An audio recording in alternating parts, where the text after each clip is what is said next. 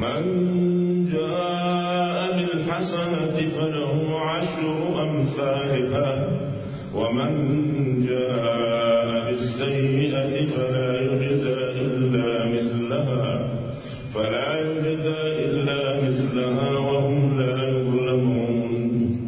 قل إنني هداني ربي إلى صراط مستقيم دينا قيما ملة إبراهيم حنيفا وما كان من المشركين.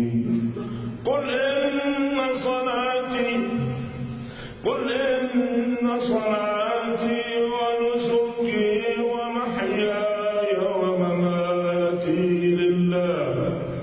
لله رب العالمين لا شريك له وبذلك أمرت